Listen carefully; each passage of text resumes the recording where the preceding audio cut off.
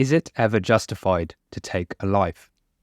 This is a question that has been grappled with for all of human history, and your answer to this question will inform everything from your ethics, actions, politics, and worldview. Most people's answer to the question of whether taking a life is justified would say, well, it depends. It depends on what the person has done, who they are, and what the ramifications are if you did or didn't take their life. But there are many people who hold a hard-line view that killing is never justified, regardless of the situation or context. A notable example in popular culture of someone who holds this view is Aang, the protagonist in the popular animated TV show Avatar: The Last Airbender. Now, before I start, I want to give a spoiler warning for those who haven't seen the animated series, as I will be discussing the ending. Aang's ethical dilemma.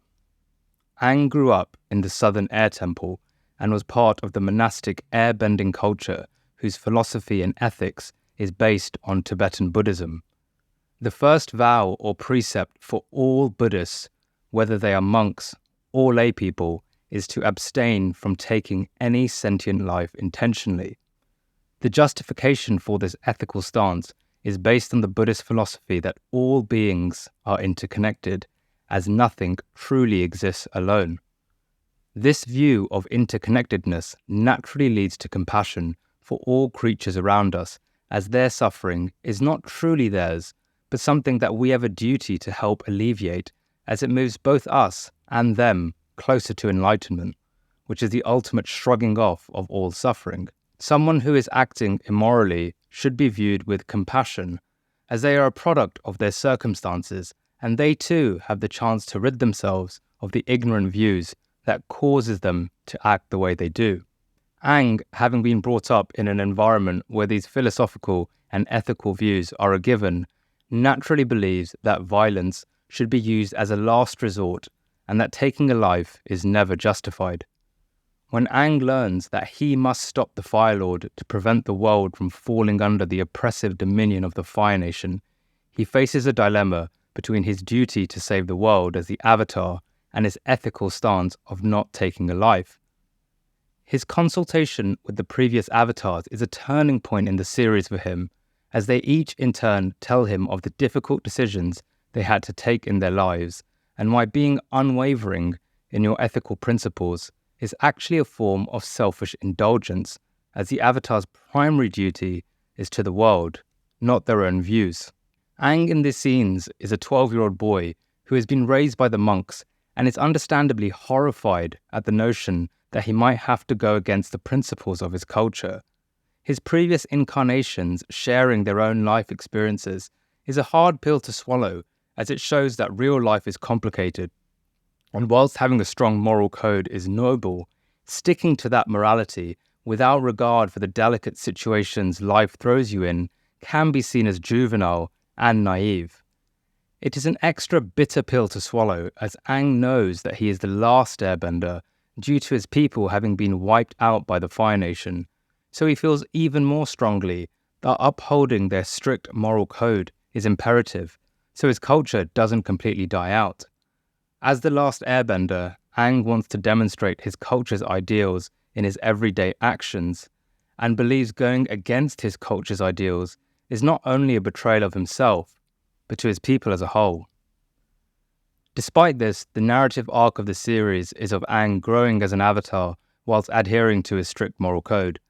As his confrontation with the Firelord looms, he is drawn away from his friends in search of answers and ends up encountering a lion turtle, who gives Aang the ability to resolve his ethical dilemma. The lion turtle gives Aang the ability to energy bend, which allows him to remove the firebending of the Firelord, rendering him unable to fight, whilst not having to resort to taking his life. With this ability, Aang is able to uphold his moral principles and his duty as the Avatar to restore balance to the world at the same time. Now, whilst there are universal moral lessons in Avatar, it is valid to push back and say this is an idealized story aimed at the younger generation, and that the real world is not as clear-cut as television shows. The real world is gritty, murky, and rife with moral grey areas.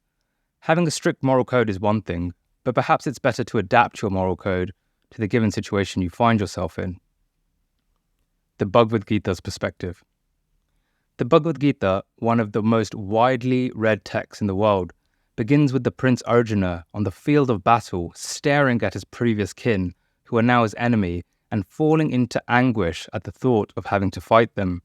He even goes as far as deciding to lay down his weapons and preferring they kill him rather than engage in battle with people he used to love and respect. It is at this dramatic moment that the Hindu deity Krishna imparts on Arjuna the view that he has not understood the true nature of reality.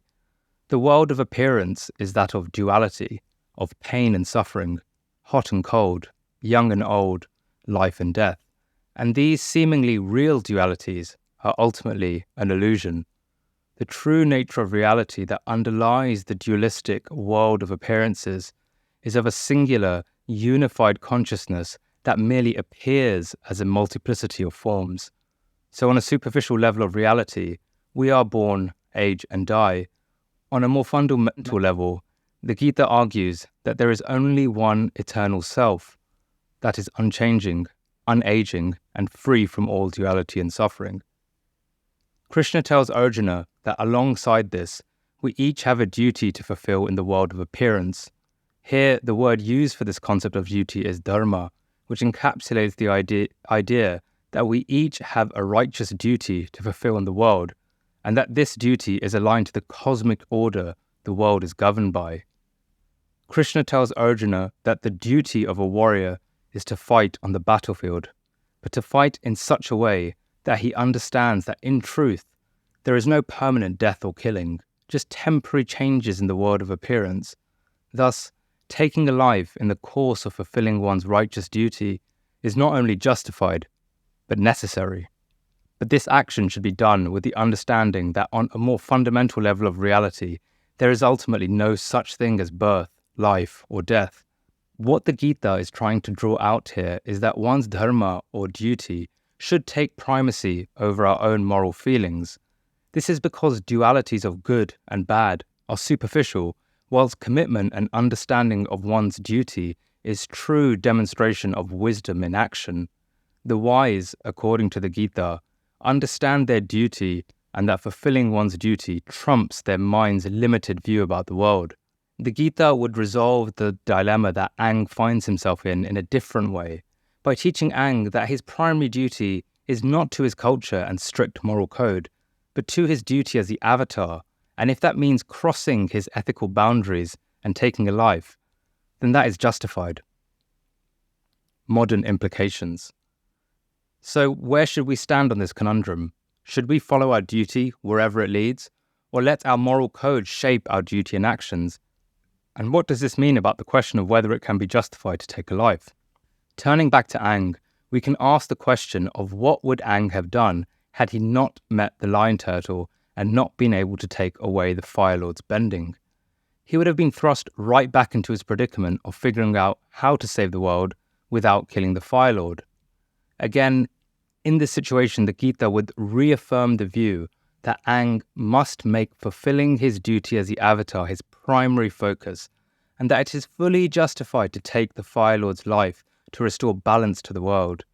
Not fulfilling one's duty here risks throwing the entire world into a state of chaos where evil is allowed to reign. Therefore, the right thing in this situation is to renounce one's initial ethical position and let the situation we find ourselves in shape our ethical decisions. In our modern lives, whilst we might not face decisions about taking lives or saving the world, the Gita's lessons apply to any conflict, whether with others or within ourselves. The Gita teaches us to discover our duty and act in accordance with it, and to perform these actions whilst being mindful that the true nature of reality is unchanging and eternal. The ethical dilemmas that Aang and Arjuna faced should not be seen as unrelated to our lives due to dealing with extreme examples of killing and war. We will all find ourselves in situations where our moral principles clash with the practical demands of our duty. So whilst our everyday ethical dilemmas will not be as epic as those of Aang and Arjuna, we can still apply the lessons that the Gita imparts on us to balance our moral integrity against our practical responsibilities.